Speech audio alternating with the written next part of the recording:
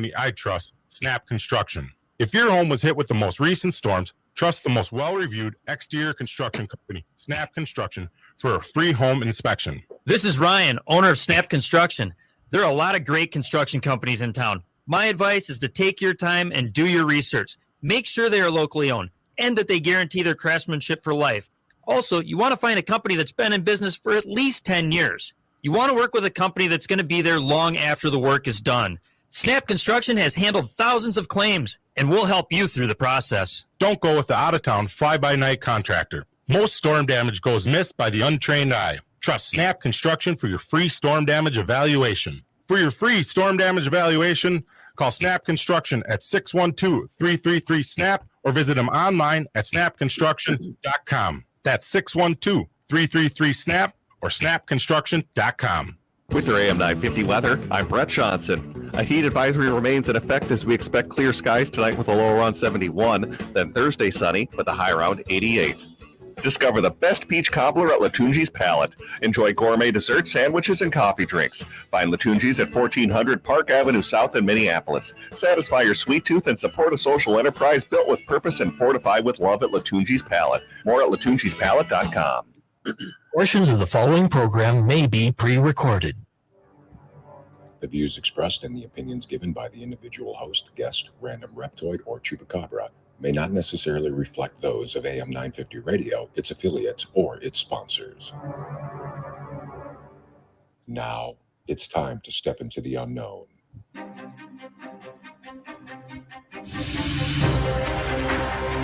There are things people experience but never talk about.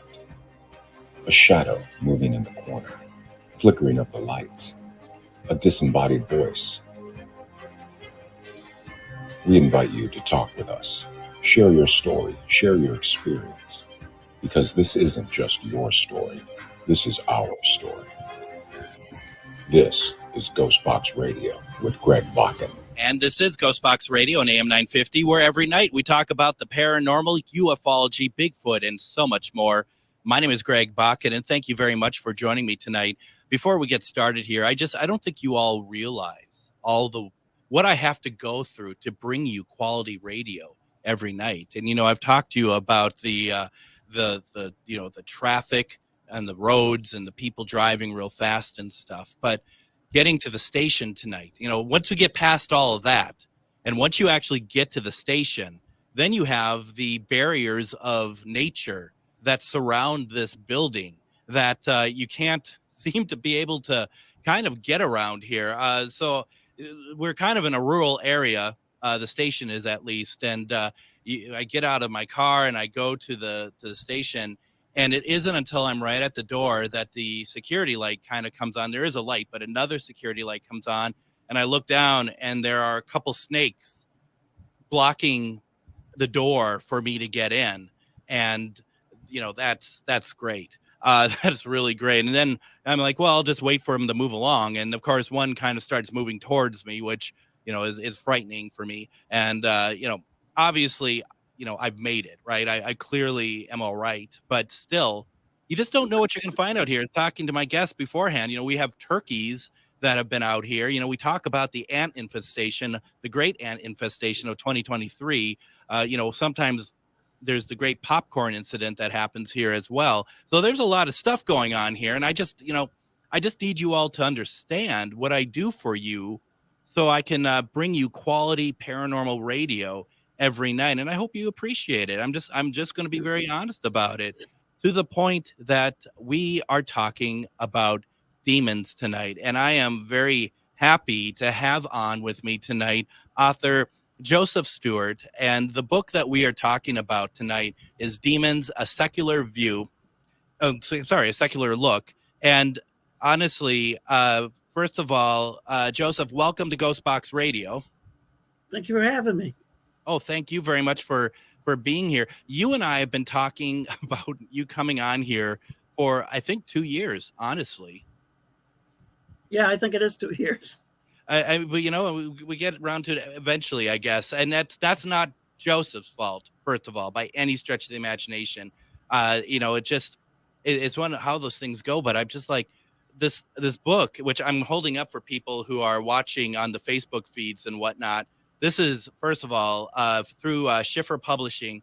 This is a beautiful book. It is a very well laid out, very handsome looking book, but it's, you know, it's all about demons and stuff. And these are these all firsthand accounts of what you've dealt with as far as doing it, you call yourself a demon hunter? Yes, they are all actual accounts that I attended, my experiences. You know, I find it interesting. I have a lot of people on here. They call themselves, and I'm not saying that like they call themselves demonologists. I mean, they are demonologists. You call yourself a demon hunter. What is the difference between the two? A demonologist studies demons, which I do. So I'm a demonologist as well. Okay. But the other thing that I do is I basically hunt them down. I have a website where people come to me, and we just take it from there. So people will come to you, and they're gonna tell you what's going on in their lives and what's happening that they may need your help to help them get rid of the situation. Correct. It's not always demons. Sometimes it's other things, but that's basically what we do. And the one thing that I always hit on when I think about this stuff is mental health. And I do run into a lot of that where it is, like you said, it's not always demons. It might be like, well, you know, there's something else going on here. I can't help you. Most cases where it's usually bipolar, because that's the most common. Sure. Occasionally, I've had several schizophrenic cases or affective schizophrenia, which is a combination of both of bipolar and schizophrenia. But you have to understand that the demonic is a predator, and it goes after people that it considers weak. And having a disorder like that makes them open for attack, as well as people that are psychic are also open for attack more easily than just regular people that don't have any abilities whatsoever or disorders. So if you're running into somebody who has a mental illness of some kind, that there is still a possibility that you can't turn that person away. You can't say that, well, it's because of this, therefore it's like we need to do more. We need to dig deeper to make sure, right? Yeah, I mean, we can determine if the demonic is there. And what we tell the people is that when we get rid of the demonic, your disorder is going to remain. It may be lessened somewhat because it exacerbates the situation, you know, and I've had rare occasions where it almost totally went away. Wow. But it's very complicated, and there's no there's no black and white like in the Hollywood movies. It's a very complicated thing.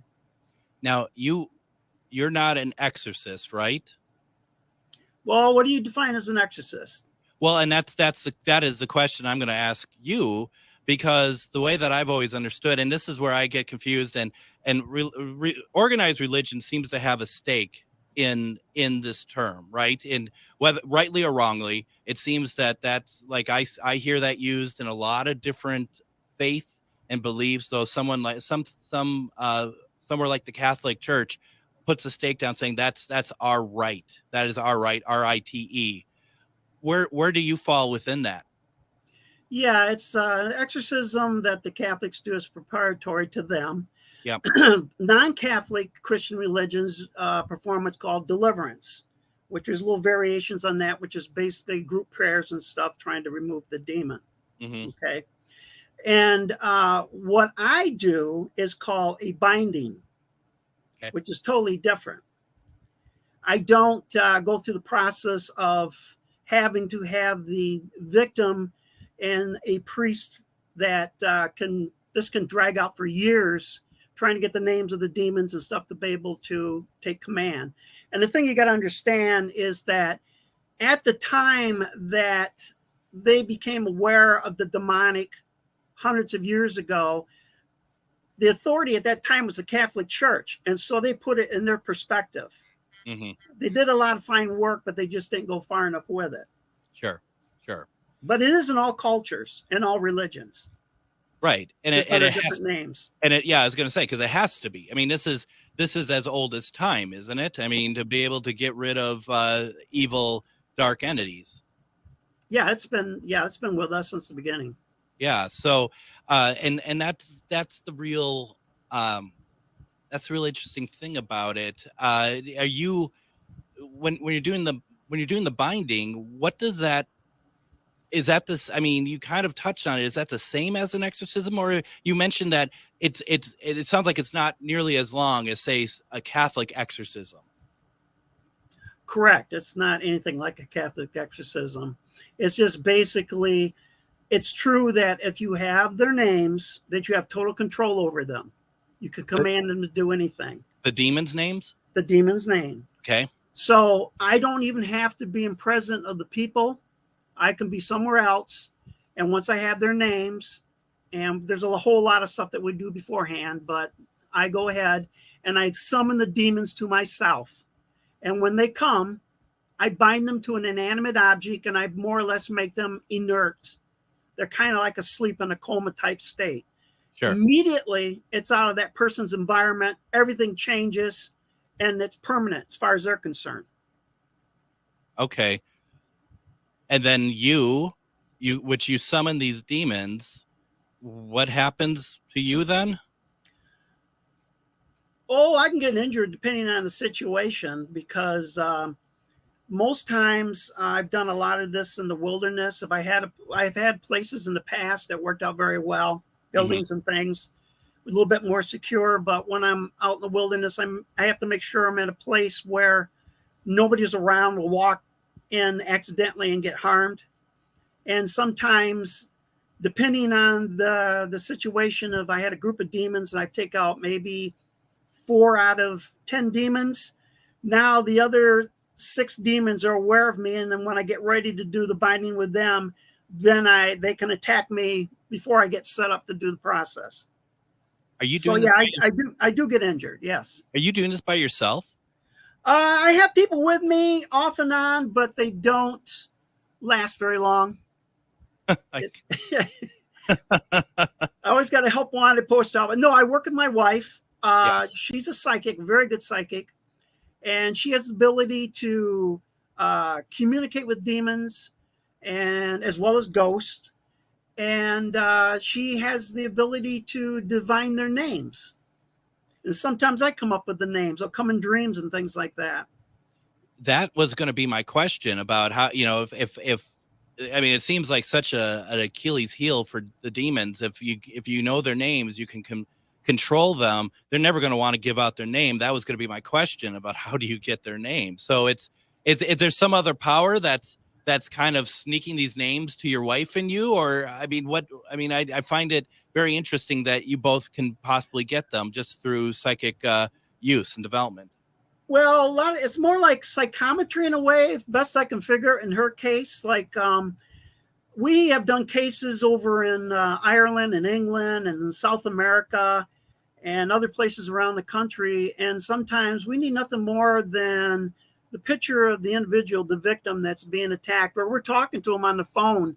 And just through that presence, she's immediately able to pick up what's going on and write these names down. And sometimes I'll come up with these names, like I said, in dreams and that. I guess the more I'm around them, the more I get connected. But sometimes my names are partial. I don't have all the name. I don't have it absolutely correct, but she corrects that. And she's been pretty much 100%. Wow. I mean, that's just incredible. I mean, that seems to me that you both have a bullseye on you. Yeah, in a way we do. Yes, we do. Has that been in the early days? Yeah, in the early days, that was a problem. I have been attacked in a home. She's been, they tried strangler in our home, and we've learned ways to protect ourselves. Is that itself also considered a binding of sort? Is that a different sort of thing altogether? I don't understand what you're saying. Well, like to be able to protect yourself and your home, like you're keeping them out. What does that entail to keep them out? Oh, things like hawthorn berries. You put hawthorn berries in your windows. That actually is a barrier to them. Salt is a barrier to them. Certain symbols are a barrier to them, not necessarily religious. It depends on the individual that's being attacked, where the religion part comes in. Sure. I mean, that's pretty incredible. What kind of injuries do you get in these sort of situations? Is it more psychological, or is it actually literally physical? Yeah, it's physical. I was the closest I came to buying the farm, as they say, was I was working on an El Salvador incubus, and I was going out to the wilderness, and I was down in the swamp area where I was going to do the process, and I was attacked by it. I had a backpack on with about 40 pounds worth of equipment I was using, most of it salt, and it had me pinned to the ground, and I was just within feet of water. I would have drowned. I had my face right into the ground, and it was sitting on top of me, and I knew its name, so I was able to get it off me to complete the process. But yeah, that was a real close one. I've had my knee muscles in my neck, bruised ribs, scratches, bites, all kinds of things. Wow. I mean, and it's what keeps you going? I guess it's because I know what they are, and you see what they do to even children. And I have the ability to help people in this situation. I'm not going to be able to do this forever. No. And therefore, that's my motivation to do it. I can help, so I'm going to help as much as I can. And that's why I wrote the book, was because I knew it was just too much for me on my own to do. And the book, hopefully people read it and be aware of it at least. And maybe some people will take up the mantle or take up the gauntlet and, continue on. So the book is called Demons, A Secular Look. And this is something that I do recommend people taking a look at this. There is a wealth of information and also a wealth of stories. And we're going to talk about some of these here. I also have coming up, I have in the queue here, Kyle has a question for you that we can talk about. And what we'll do, let's get things kind of moving here. Let's take a break here. When we come back, we got those questions. We're going to dive into the book. We're going to ask more about what Joseph is doing, because it's so fascinating. If you have questions, put them in the chat. You're listening to GhostBox Radio on AM 950. Reach your highest level of consciousness and well-being with MetamorphosisConnections.com. MetamorphosisConnections.com is an online directory of the best holistic and metaphysical practitioners to help you make your most informed choices. You can search MetamorphosisConnections.com for classes, events, wellness and life coaches, plus metaphysical products and shops. You can also search for a wide array of healers from all modalities, including EFT, sound healing, energy healing, light therapy, ancestral healing, shamanic healing, reflexology, past life regressions, hypnotherapy, yoga, and more. And if you're not sure where to start, the search feature on MetamorphosisConnections.com is tailored to help both those who know what they are looking for and those who are just starting. Come explore the possibilities for your higher self by visiting MetamorphosisConnections.com. Their experienced practitioners can guide both beginners and those that are already on their spiritual journey. That's MetamorphosisConnection.com, your link to direct you on your spiritual transformation. Eat Local Minnesota is a great way to find locally owned Minnesota restaurants and food purveyors. You'll find high-quality food and unique eating experiences with dishes from around the world. Just visit eatlocalminnesota.com for your next meal. Crooner Supper Club invites you to Maggie's Lounge, an exciting new bar lounge. It's open Wednesdays through Sundays beginning at 4:30 for cocktails and light fare. And you don't need a ticket to enjoy the great atmosphere of Maggie's. So stop by Crooner Supper Club off Moore Lake and Highway 65 for dinner, drinks, and live music from both big-name local and national artists. Cafe Latte combines a cafe dining experience with gourmet quality food. Plus, you can still do online ordering and takeout along with gift cards. Just go to cafelatte.com and choose from their ever-changing selection of award-winning salads, sandwiches, and soups. Cafe Latte is located off Victoria and Grand and online at cafelatte.com. Buzz up, pet pals. Coming up on Arden Moore's Four-Legged Life show this week, we will dive into the benefits of purposeful play for cats with Dr. Rachel Geller. We will share the tale of how a dog named Cooper led Tom Eriks to launch his company called Get Joy. Be sure to tune in. Catch the Four-Legged Life show Sundays at 2 p.m. on AM 950. And welcome back to GhostBox Radio on AM 950. My name is Greg Bakun. Tonight we are talking with author and demon hunter Joseph Stewart. We're talking about his book, Demons, A Secular Look. I keep wanting to call it a new book, but it is absolutely not a new book. It's just taken me years to get back in touch with Joe. So, but we got you now, Joe. So that's something. So I got a question from the chat room, and Kyle asked you the question: would you speak about the rules of demon interaction? I've heard that they are allowed to fool people, but there is a line that they aren't allowed to cross. What is that line? Not true. They can do whatever they want. There's no rules. I mean, why? I mean, it makes sense that there wouldn't be rules. Otherwise, it's kind of a romanticized view, I think, of demons in a way, right? That like vampires, like they can't do certain things. They have to be invited in. Is that part true though? Like demons need to be invited in, or do they literally just prey on anybody? Demons prey on anybody. They're just like predators in the sense of looking for the weak and the sick. People with that are down and out, bad addictions, alcoholism, that type of thing. You name it. They're always out there looking for somebody. So, and yes, you can invite them in, but you don't have to invite them in to get demons. Right.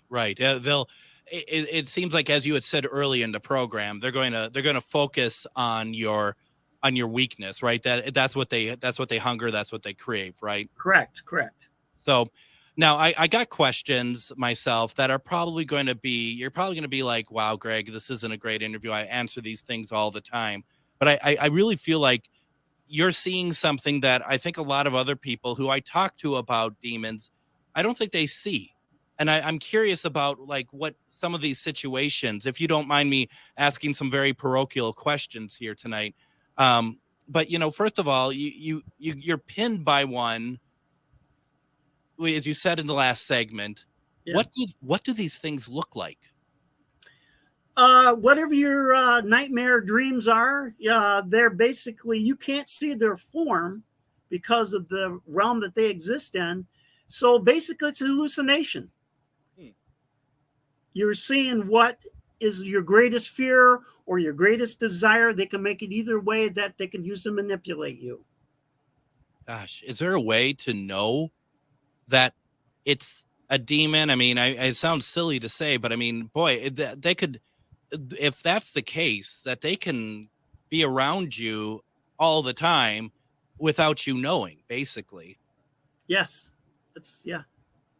I mean, I suppose, perhaps they coexist with us is the best way to say it. They coexist with us. Great. And then, I mean, I suppose once they start, like, especially the ones who look like your greatest fantasies or whatever else, once they start luring you into doubting your moral compass or whatever else, I suppose that could be a sign that something's not right here.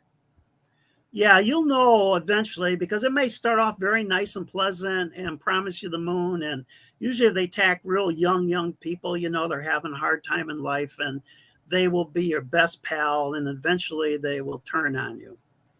Sure.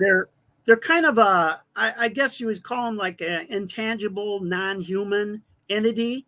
And they're driven by an egomania, extreme arrogance, and Machiavellian behavior. They're very manipulative. What is, I mean, the concept of Satan as far as a head of evil, a head of demons, is that part of all this, or is that something that is not even considered? I guess you can look at them like any kind of predator, I mean, they're feeding on us. Yeah. They're feeding on our energies and things. And it's very important to create that emotion of fear And with the sex demons, with sex, all that energy there, and that's what they're doing. They just keep feeding off from us. The demons are they're intelligent. I get that. I understand that. But would you say their need for chaos, their need to do what they do to people, is that no different than, say, the need of what a piranha needs to do, a need of what a shark or a tiger or a lion, that this is just in their DNA, so to speak, and that this is what they do? There's no demons that's going to turn and become good or anything like that. This is what they are. This is what their existence is for. This is their nature. Yes, this is their nature. The one thing about them is and the reason I called the book A Secular Look was because if you start viewing the demons with the blinders of a religion, with their dogma, there's a lot of things that you're not going to see and going to omit that could get you killed. So you need to be open-minded and take it out of all that context and look at it for what it really, truly is. I think that's very smart. And that's kind of what I was getting at for sure when I was asking about like the exorcism and stuff. And, growing up Catholic myself, I find that all that stuff so fascinating, like the, Vatican and how all that works. But I also need, and I'm learning more and more as time goes on, that there is such a bigger view to just everything in general. And this is not meant to put off any Catholics or anything. I'm not having to go at any religion, but when you're looking at something like this, you're going to learn real fast, I'm sure, Joe, that if you're just going to focus on any one religion, you're going to find yourself in a heap of trouble. Correct. And I work in all religions. I work with cultures that don't have any religions that are afflicted by the demons. So you said that you can call them in, and that's what can take care of them. But you mentioned also you travel. How much do you do of that now? Do you still go out and travel to locations, or is it mainly more remote? Yes. I travel usually 1 or 2 states over sometimes, depending. But a lot of it is in the bigger cities, like Grand Rapids here or Detroit, especially. Mm-hmm. I got 6 new cases already. And this weekend I'll be going to Hazel Park, which is North Detroit, and Pontiac, which is also kind of north of Detroit, both Saturday and Sunday to work these cases. How do you keep up with it?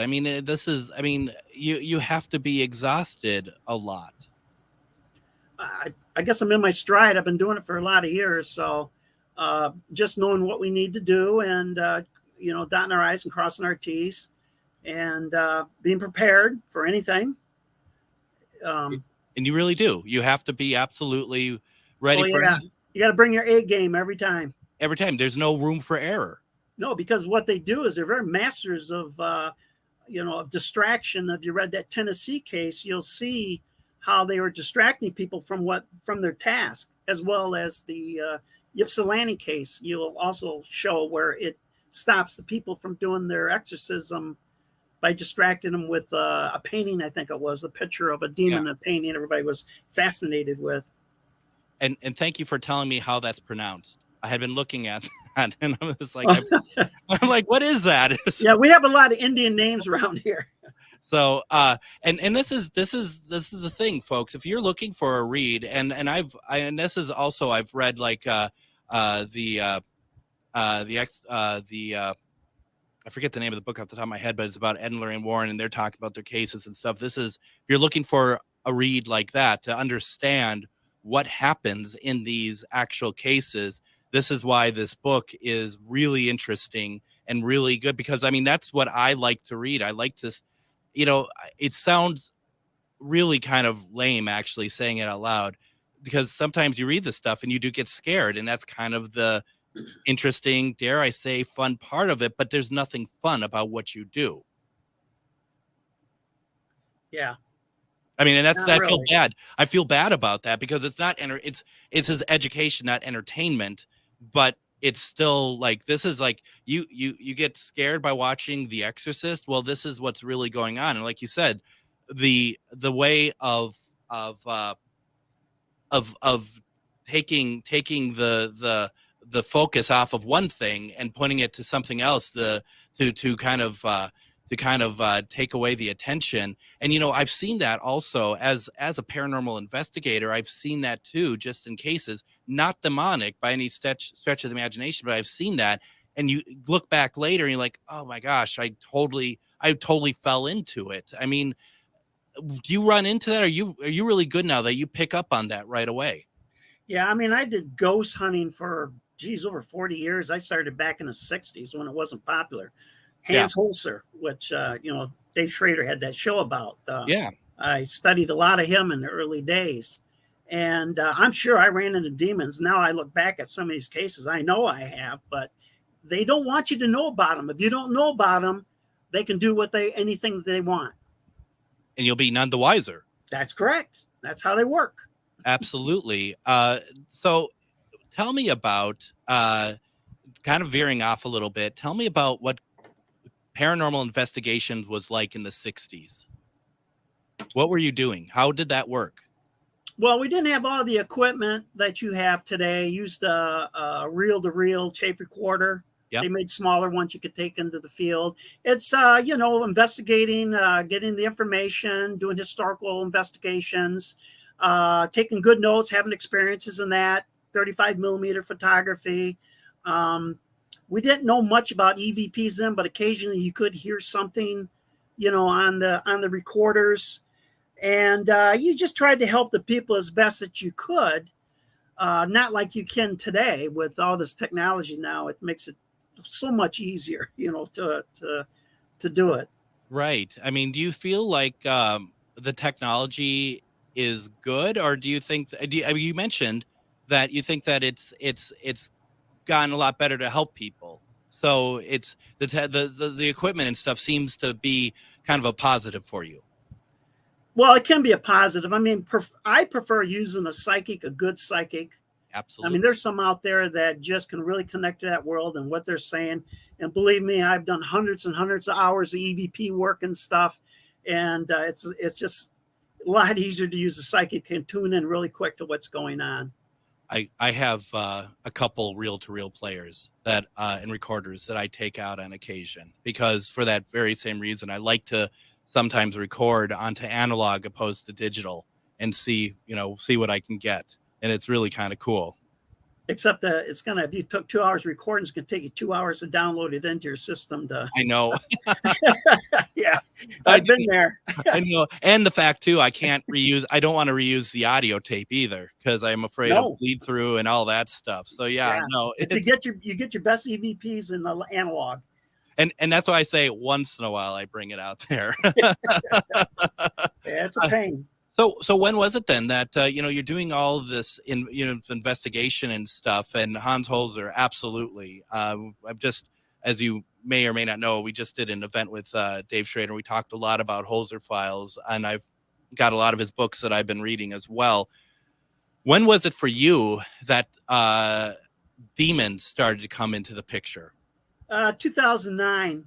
I was doing a haunted house. And it was revealed later on that a woman was being basically raped by a demon.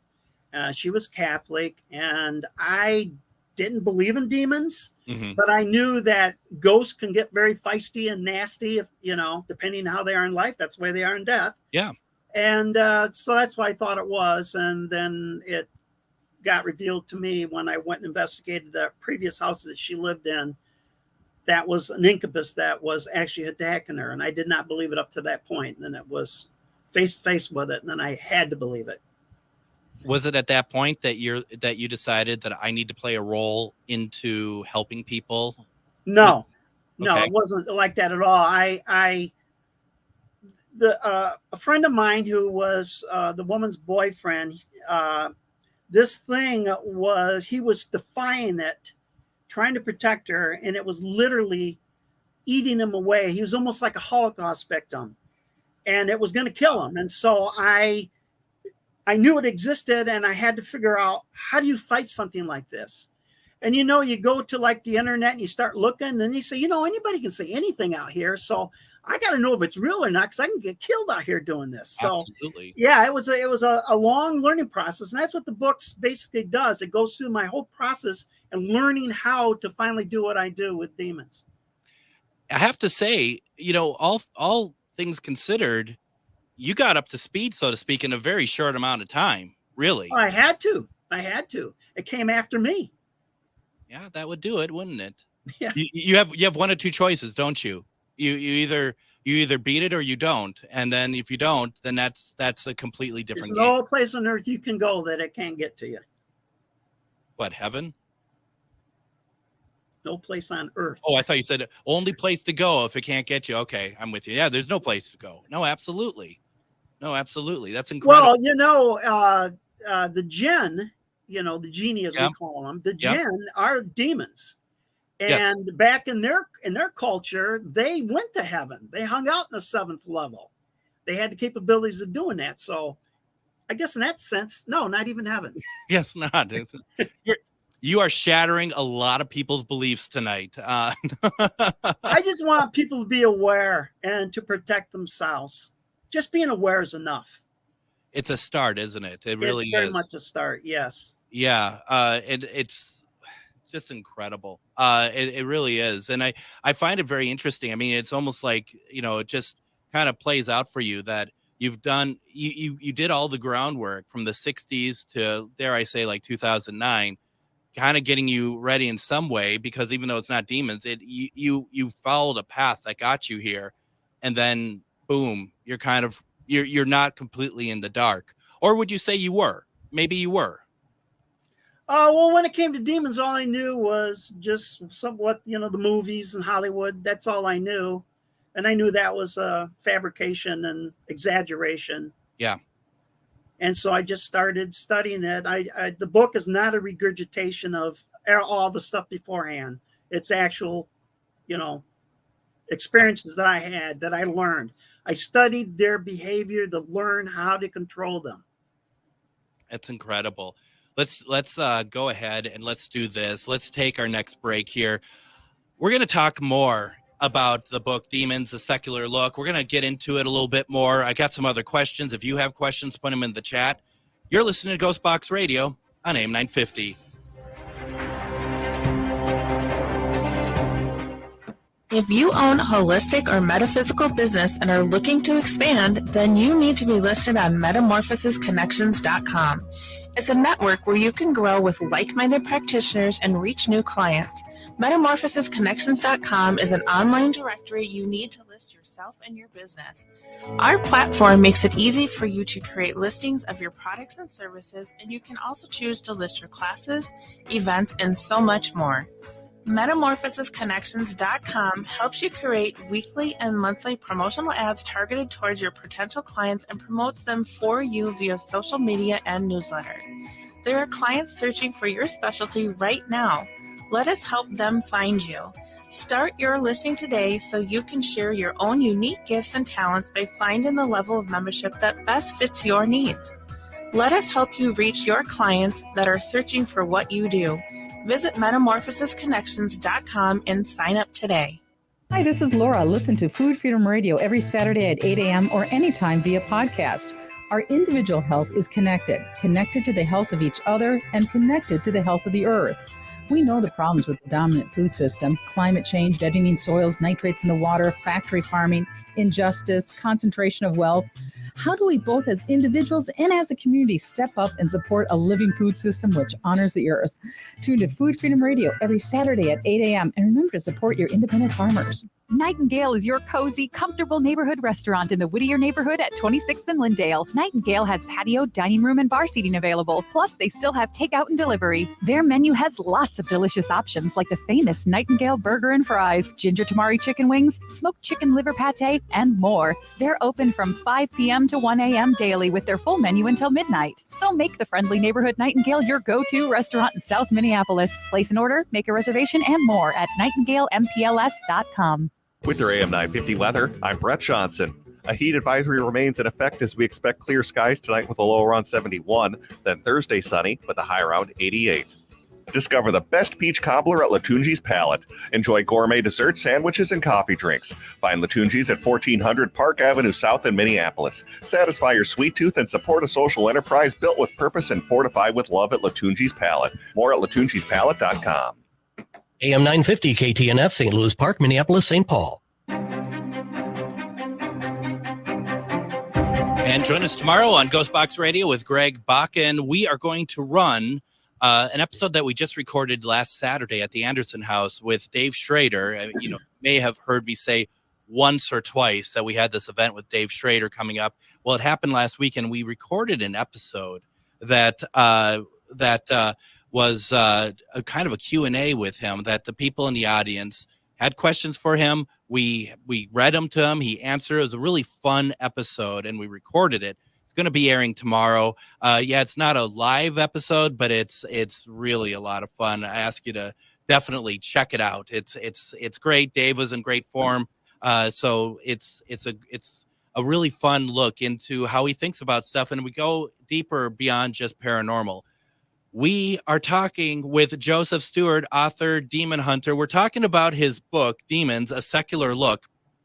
We're getting this is for those of you who've been listening, and we talk about demons and possession, all that. I feel like this is a very different take than what we talk about. Some of it is obviously very much the same, and others it's a unique kind of a fresh perspective, I think. And I'd love to know your thoughts on it as well. And Joe, I just find this to be I'm so fascinated, and I have a lot of questions that are just so probably very basic, but I find it so interesting. Do you have in the book, there's a lot of like illustrations and stuff.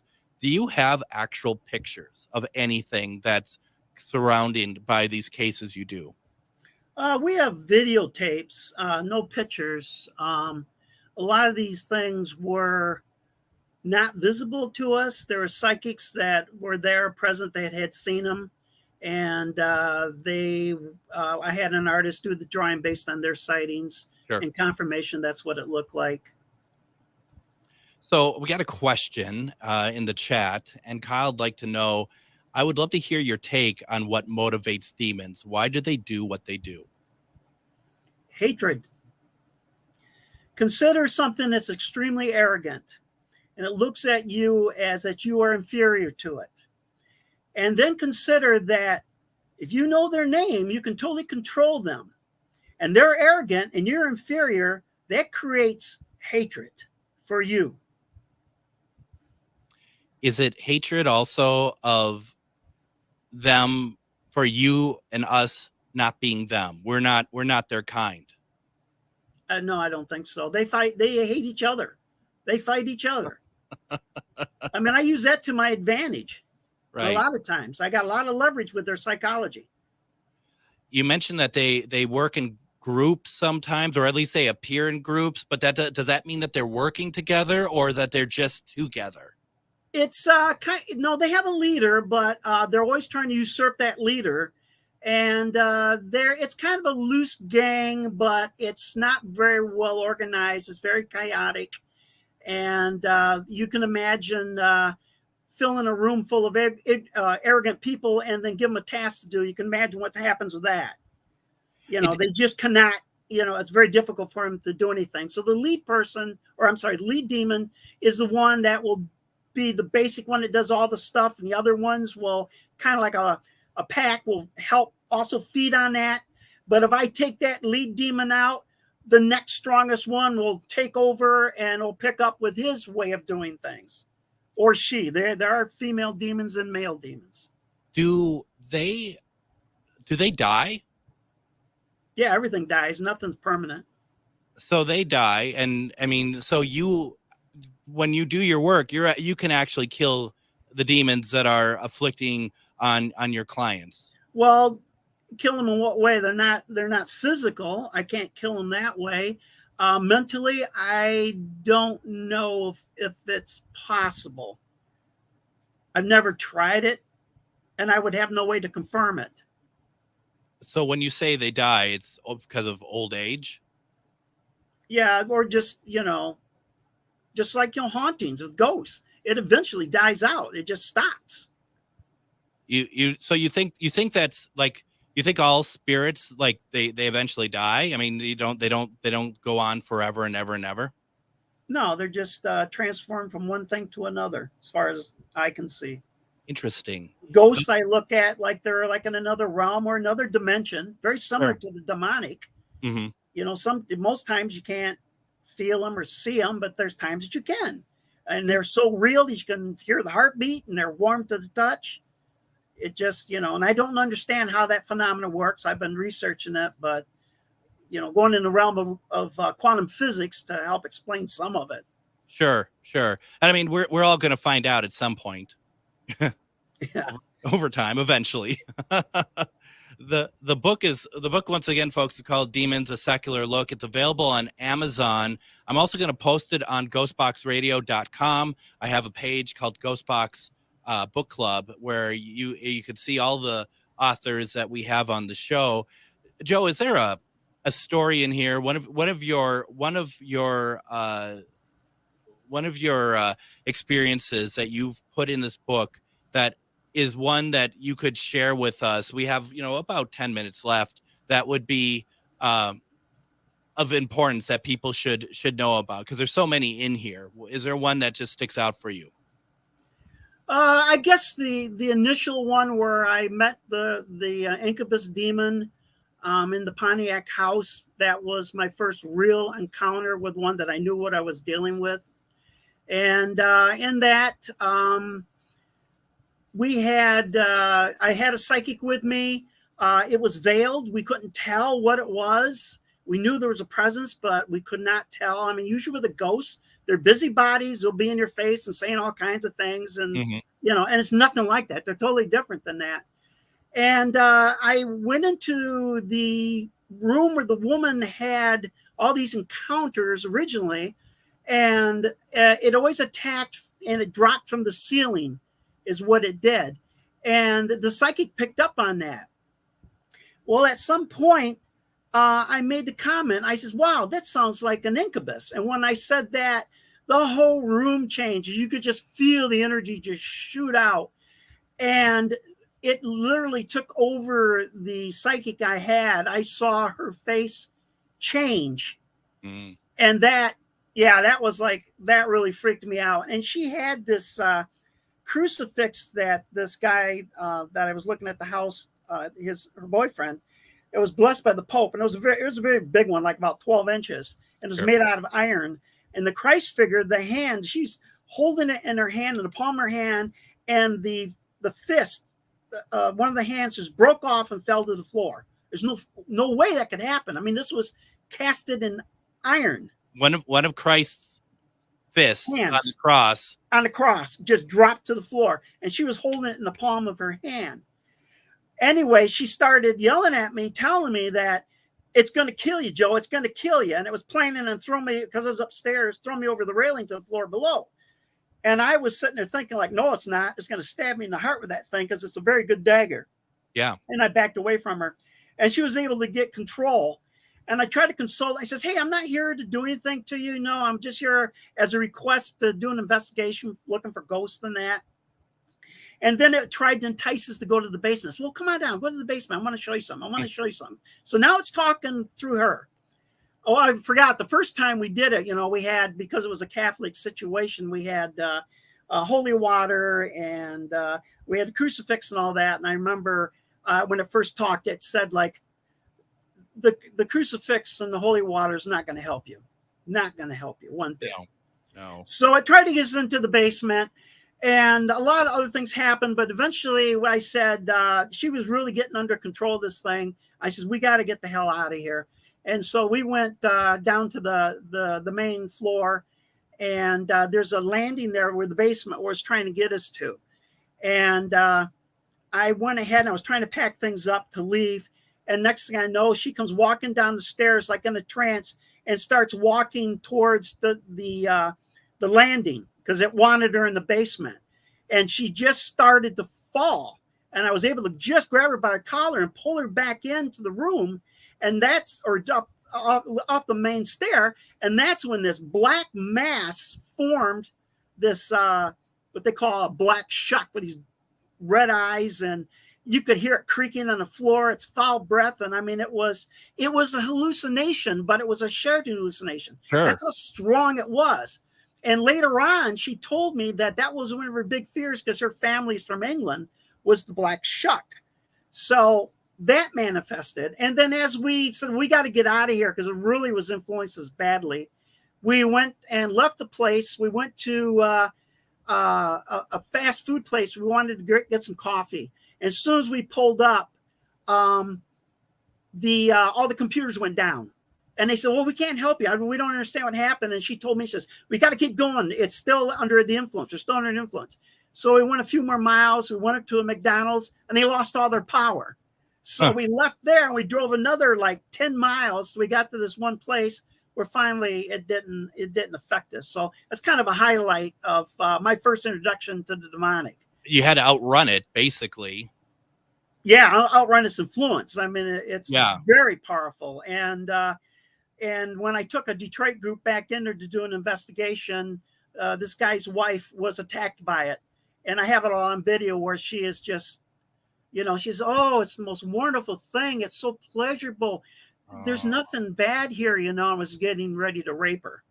And the husband was like, no, it wouldn't do that in front of us. Are you kidding me? It'd probably get off on it. Yeah. Doing something like that. So it was 3 encounters that we had in that house till we finally took it out.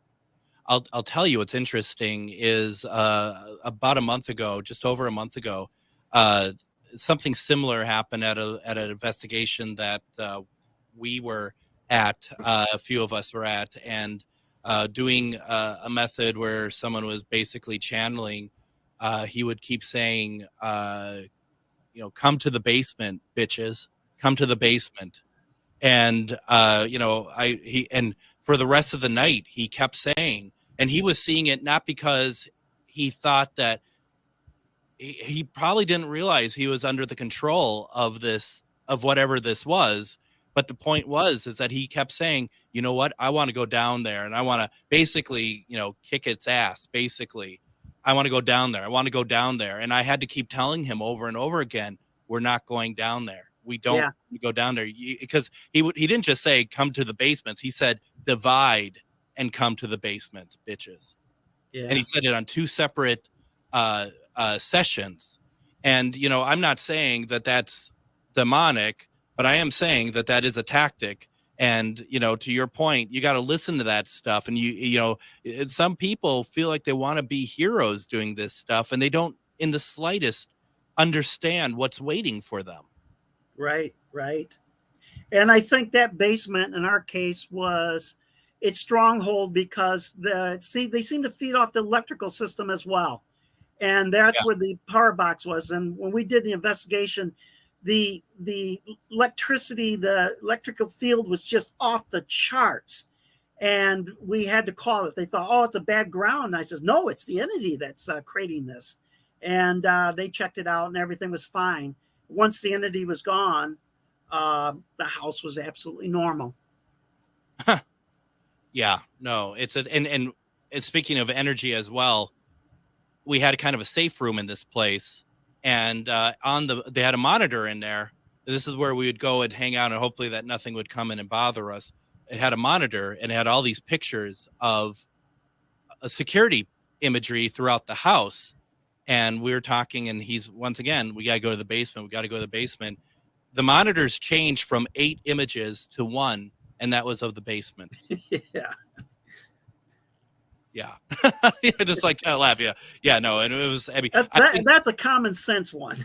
that is a common. Well, I'll tell you, he did change his tune right away. He's just like, nope, I get it. Nope, we're not doing that. That was too see and say, I think, for all of us, where it's like, yep, that's not going to happen at all. And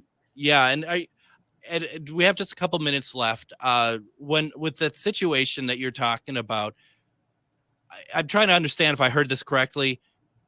This entity got angry with you because you identified it as incubus. I mean, that you identified it at all. Right. Like I said, the demons want to keep hidden. They don't want you to know they exist. And when I called out for what it was, it lost its temper and it got very angry. And its first instinct is to take me out. Wow. And that's, and yet after all of that whole incident, you're decided to keep going. Well, you just run into more and more people that have got all kinds of problems, and they got nobody to turn to. I mean, nothing against the Catholics, but the church is just the politics. Even though they have a exorcist in all the dioceses, they don't want to do exorcisms at all. No, they don't.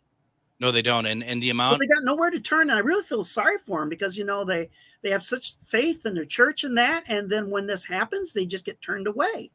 And then I have to go in and take care of the situation. And I would at least say, well, why doesn't a priest come out and at least bless the house or something, to be with their parishioners? But they don't do it. And I'm not bashing priests or the religion, but I've heard more than one occasion of priests coming out there to do the blessing, seeing something they don't like, they keep their mouth shut and they leave. And that doesn't help anyone either. No. So the book is called Demons, A Secular Look. It's available on Amazon, authored by Joseph Stewart. Joe, thank you so very much for joining me tonight. This is fantastic. I really appreciate all your insight. Thank you. I enjoyed it. Oh, good. Thank you very much. We're going to be back tomorrow. We're going to be talking with Mr. Dave Schrader. We're going to be having a lot of question and answer session recorded at the Anderson House. We'll see you all tomorrow. Take care, everybody. Join me, Tom Hartman, where smart people get their news. The Tom Hartman Program on AM 950 KTNF, St. Louis Park, Minneapolis.